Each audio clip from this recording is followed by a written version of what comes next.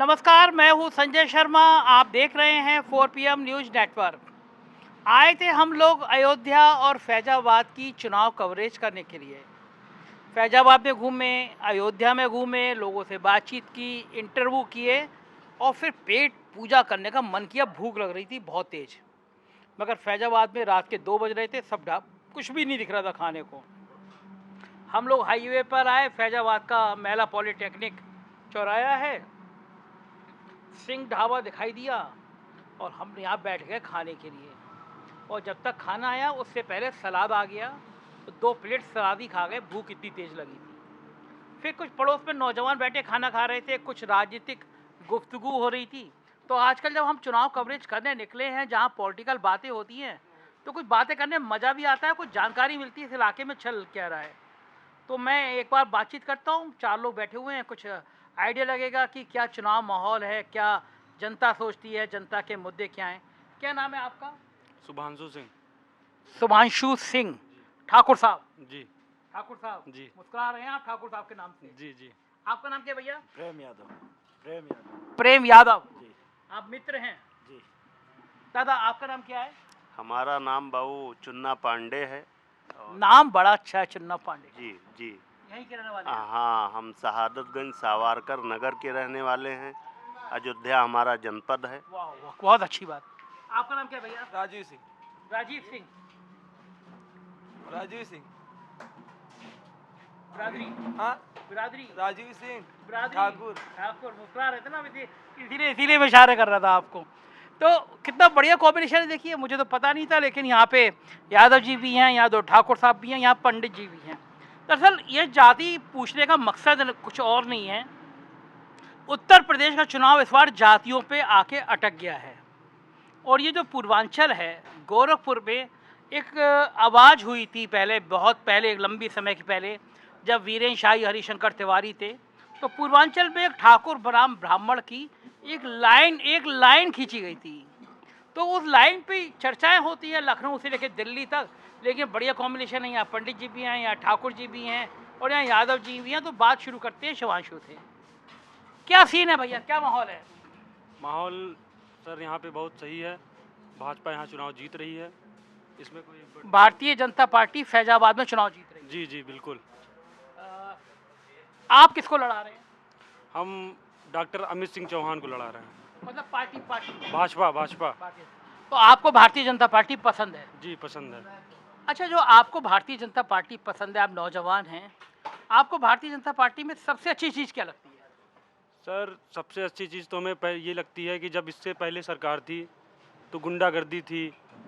भैया बैठिए, यादव जी अरे बैठिए, आप, आपके बिना कहाँ सूना सूना हो जाएगा।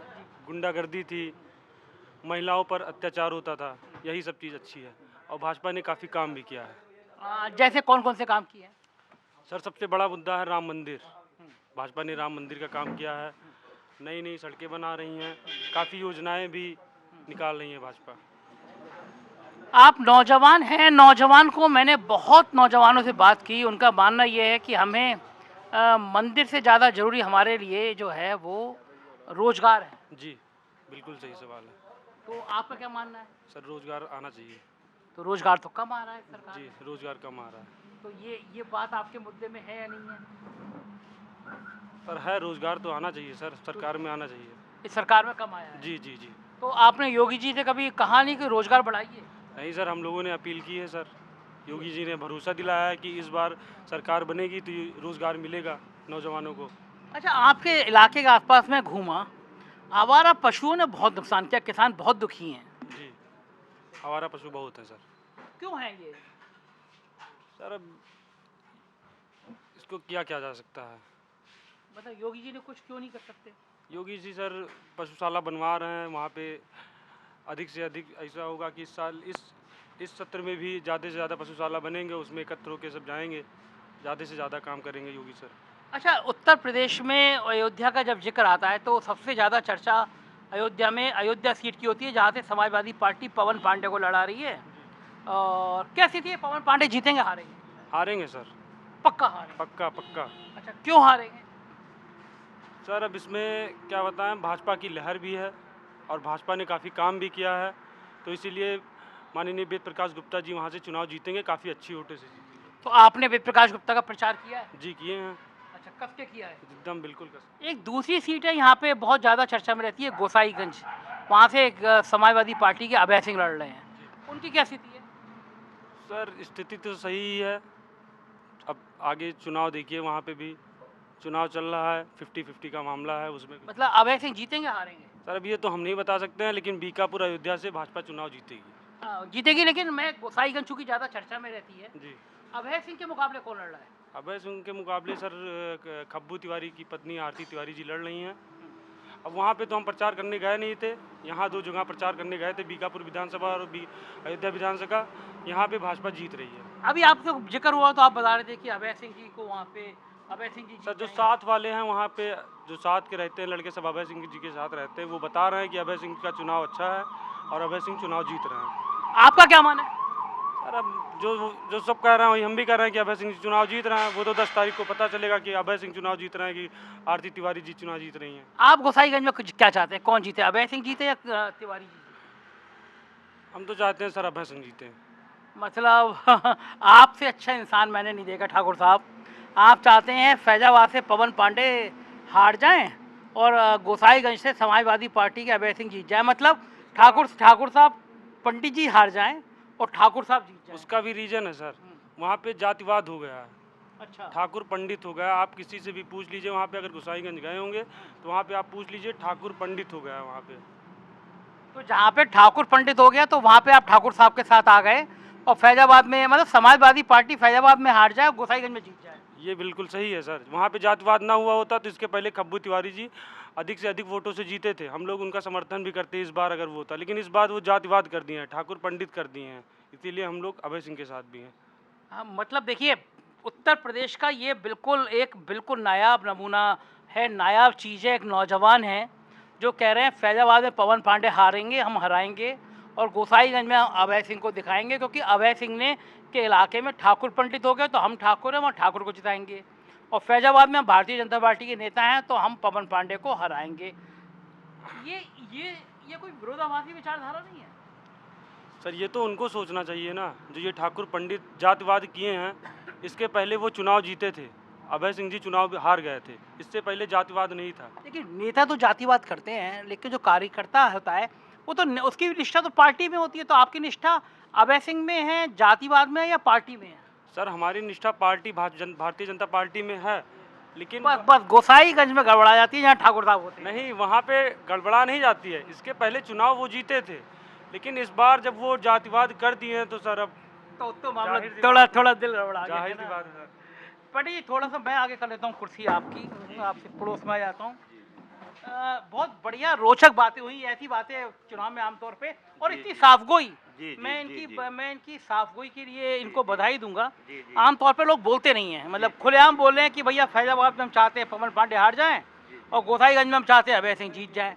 मतलब समाजवादी पार्टी का एक जगह हार जाए और एक जगह जीत जाए। पंडित जी, मैं ये जानना चाहता हूँ, जो इस नौजवान ने लाइन करी कि ब्राह्मण और ठाकुर की खिंच गई है गोसाईगंज में, ये पूरे इलाके में ये बात बड़ी चर्चा का विषय है कि ठाकुर और ब्राह्मणों में कोई लाइन खिंची रहती है। आपने तो पूरी उम्र गुजारी होगी इस इलाके में। नहीं ऐसा नहीं है सर, ये तो बचकाना बातें हैं, बच्चा है और ऐसा कहीं कुछ भी नहीं है।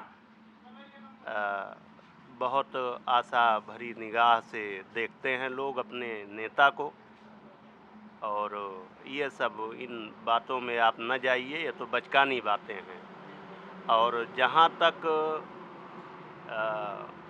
राजनीति के महारथियों की सोच है तो वो तो एन केन प्रकरण अपना उल्लू सीधा करना चाहते हैं। अब हम चाहे वो पूर्व सीएम साहब हों या मोदी जी हों, इन लोगों से हम चाहते हैं कि थोड़ा वो नौजवानों के ऊपर ध्यान दें, बाकी सब ठीक। क्या लग रहा है, माहौल क्या है आपको इस समय, जो आपके चूंकि ढाबे पे इधर आप रहते हैं, सब लोग आते थे, माहौल क्या है, लोगों की परेशानी क्या है? देखिए, पहली परेशानी तो हम उत्तर प्रदेश की ही नहीं, हम अपने विधानसभा की ही नहीं, चूँकि मैं अयोध्या विधानसभा का रहने वाला हूँ, मैं पूरे देश की परेशानी बता रहा हूँ। पहला मुद्दा है बेरोजगारी, और चूँकि हम लोग आम लोग हैं जी बिल्कुल ठीक बात। और प्रत्येक घर में कम से कम 3 उच्च शिक्षित बच्चे बेरोजगार हैं। तो इन माननीयों से हमारा आपके चैनल के माध्यम से यही कहना है कि इन बेरोजगार बच्चों पे ये ध्यान दें, कुछ करें इनके बहुत लिए। बहुत अच्छी बात जी, कही जी, आपने, जी, क्योंकि जी, देश में जो सबसे बड़ा मुद्दा है इस जी, समय जी, वो जी, बेरोजगारी है। जी, जी, लेकिन पंडित जी एक बात बताइए, जी, नेता बड़ी सफाई से मूल मुद्दों की जगह जब चुनाव आता है जी। तो वो धर्म में और जातियों में बांट देते हैं, जिससे आप ऐसे मुद्दों की, बेरोजगारी की बात ही ना करें। तो लगता है ये ऐसी चीज़ें आपको बहलाने के लिए, जनता को बहलाने के लिए करते हैं। जी, जी, ये गुमराह करते हैं, सीधे-सीधे लड़ा देते हैं जनता को और अपना उल्लू सीधा कर लेते हैं। वो चाहे सपा के अखिलेश यादव जी हों, चाहे बीजेपी के जो हैं श्री योगी आदित्यनाथ जी हों, और चाहे वो हमारे जो पीएम हैं मोदी साहब हों, ये जितने भी हैं, चाहे मायावती जी हों, ये गुमराह करके अपना उल्लू सीधा कर लेते हैं।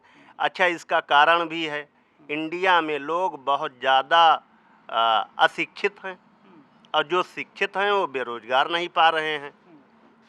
तो बहरहाल हमारी किसी से राजनैतिक दुश्मनी नहीं, मैं अपना विचार चूँकि मैं बहुत अच्छी बात है। व्यक्त कर सकता हूँ आपके चैनल के माध्यम से, तो मैं इन माननीयों से यही कहना चाहूँगा कि भाई आप तो सांसद भवन में बैठ कर के उतना ज़्यादा हम पढ़ा लिखा भी नहीं है। बहुत सस्ता खाना खाते हैं, आ, बढ़िया हवाई जहाज में हाँ, घूमते हाँ, हैं, बढ़िया हाँ, मकान होता हाँ, है, हाँ, हर बार तनख्वाह बढ़ हाँ, जाती है, हाँ, जी, और जी, यहाँ जी, नौजवान जी, बेचारा जी, लाठी जी, खा जी, रहा जी, होता है। जी, जी, तो एक जी, बात बताइए पंडित जी, जी, इस देश में, ठीक है, देखिए आप अयोध्या के रहने वाले हैं, मैं भी हिंदू हूँ, आप भी जी, हिंदू जी, हैं, जी, जी। और इसमें शायद कोई आदमी इस देश का नहीं होगा जो ये नहीं चाहता होगा कि भगवान राम का भव्य मंदिर बने। जी, जी, जी, लेकिन क्या राम मंदिर चुनाव का मुद्दा होना चाहिए? आ, राम मंदिर ये तो चुनाव का मुद्दा तो नहीं, नहीं, राम मंदिर चुनाव का मुद्दा नहीं होना चाहिए, विकास मुद्दा होना बहुत चाहिए। सही बात है, जी, बहुत सही जी, बात। जी, देखिए, ये आप समझिए, जी, अयोध्या के वासी हैं पंडित जी, जी, विद्वान हैं, बात से आप समझ गए होंगे, कह रहे हैं कि मुद्दा राम मंदिर नहीं होना चाहिए। राम मंदिर तो इस देश की करोड़ों लोगों की आस्था है। राम हमारे भगवान हैं, हमारे आराध्य हैं, और राम जीवन है, राम जीवन पद्धति है। जी, राम सिखाता है जीवन, जी, राम सिखाता है प्यार, राम सिखाता है विश्वास। राम पोस्टरों में और बैनरों में नहीं होते, राम कड़ में होते हैं। जी, जी, पंडित जी, एक सन्यासी जी, गेरुए वस्त्र पहन के कहता है जी, कि मैं बुलडोजर चढ़वा दूंगा, मैं गर्मी निकाल दूंगा, मैं चर्बी छाड़ दूंगा, मैं मई जून में शिमला बना दूंगा, मैं बात योगी आदित्यनाथ की कर रहा हूँ, तो कैसा लगता है आपको? देखिए, ये भी जहाँ तक अपूर्ण ज्ञानी की बात है, ये ऐसा नहीं कहना चाहिए। एक योगी को बहुत ही सारगर्भित बातें करना चाहिए और उस पे जो है अमल करनी चाहिए, तटस्थ रहना चाहिए। जब इन्होंने पहले बयान ऐसे दिए कि मैं दिमाग ठीक कर दूंगा, और हर बार, अब तो हर सभा में कहते हैं देखो मेरे बुलडोजर खड़े हुए हैं, तो गेरुए वस्त्र पहने वाला व्यक्ति, मुख्यमंत्री का विजन होना चाहिए कि मैं सड़कें बनाऊंगा, मैं अस्पताल बनाऊंगा, मैं रोजगार बनाऊंगा। मुख्यमंत्री कह रहे हैं देखो बुलडोजर खड़े हुए हैं, मैं बुलडोजर चला के, तो कैसा लगता है आपको? नहीं, ये तो उनकी ये तो मर्यादा के खिलाफ है, ये अपूर्ण ज्ञानी की बातें हैं। और अगर बोलना ही है, कहना ही है, तो वो खुल के कहें कि हम बेरोजगारी ख़त्म कर देंगे। प्रत्येक ज़िले के कम से कम 1-1, 1.5 लाख बेरोजगारों को हम हर दूसरे महीने रोजगार देंगे। मुद्दे पे बात हो। हाँ जी। एक चीज़ और बड़ी उत्तर प्रदेश में है, ब्राह्मण समाज को लगता है कि इस सरकार में उसकी उपेक्षा हुई है। खुशी दुबे का एक किस्सा आया तो आपको याद होगा कि उसकी शादी हुए 3 दिन हुए, विकास दुबे वाले मामले में 2 साल से जेल है। लोग कहते हैं मंत्री के बेटे ने गाड़ी चढ़ा दी किसानों पे, वो कुछ ही दिनों में जेल से बाहर आ गया। जो ठाकुर माफिया हैं उनका कुछ होता नहीं है, लेकिन जो ब्राह्मण हैं उनके ऊपर अत्याचार हो रहे हैं। तो आप ब्राह्मण समुदाय का अयोध्या से प्रतिनिधित्व करते हैं, बढ़िया योग्य व्यक्ति हैं आप, कुछ लगता है ऐसा है कुछ? देखिए साहब, जहाँ तक ठाकुर और ब्राह्मण की बात है तो इसमें तमाम लड़ाने वाले लोग हैं, और जहाँ तक हमारा अपना विचार है, हमारा अपना मत है, इसमें तमाम राजनैतिक लड़ाने वाले लोग हैं, और जो वास्तव में ज्ञानी लोग हैं, ज्ञानी ब्राह्मण हैं, उनके बीच जो भी ज्ञानी क्षत्रिय हैं, उन ठाकुरों ब्राह्मणों में ऐसी बातें नहीं हैं, ना उनका ऐसा मानना है, ना ऐसा सोचना है। यदि कोई अल्पज्ञानी होकर सोचता है तो वो अपने लिए ही नहीं, वो पूरे इंडिया और पूरे अपने समाज के लिए बहुत अहितकर सोचता है। हाँ, बहुत अच्छा लगा मुझे आपसे बातें करके। धन्यवाद, बहुत अच्छा। धन्यवाद, धन्यवाद। देखिए कितना बढ़िया सिंह ढाबे में बैठा हुआ था, मुझे अंदाज़ा नहीं था कि अयोध्या के पंडित जी इतनी अच्छी बातें करें। और इन बातों से एक संदेश निकलता है, अयोध्या की पावन धरती जहाँ पे भगवान श्री राम ने जन्म लिया, उस धरती से संदेश निकलता है कि राम मंदिर मुद्दा नहीं है चुनाव का, ठाकुर ब्राह्मण मुद्दा नहीं है चुनाव का, मुद्दा है बेरोजगार। पंडित जी ने कहा कि भगवा कपड़े पहने सन्यासी को शोभा नहीं देता है कि वो ये बोले कि मैं गर्मी निकाल दूंगा, मैं चर्बी ठीक कर दूंगा, मैं शिमला बना दूंगा, मैं बुलडोजर चढ़ा दूंगा। देखिए मैं जितनी जगह गया मुझे लगता है कि योगी आदित्यनाथ के इस बयान ने उनको बहुत नुकसान पहुंचाया है। पढ़ा लिखा शिक्षित वर्ग, समाज का कोई भी वर्ग ये पसंद नहीं करता कि उनका मुख्यमंत्री इस तरह की भाषा बोले। मुझे लगता है कि इस तरह अयोध्या के ब्राह्मण समुदाय का और बाकी समुदाय के संदेश पहुँचे देंगे मुख्यमंत्री जी से कि बात करें अस्पताल की, बात करें सड़क की, बात करें विकास की। इस तरह की हिंसा की बातों का, इस तरह की नफरत की बातों का, इस तरह की धमकी की बातों का लोकतंत्र में कोई जगह और कोई मूल्य नहीं है। योगेश और क्षितिज के साथ मैं Sanjay Sharma, 4 PM news network के लिए फैजाबाद से। Thank you.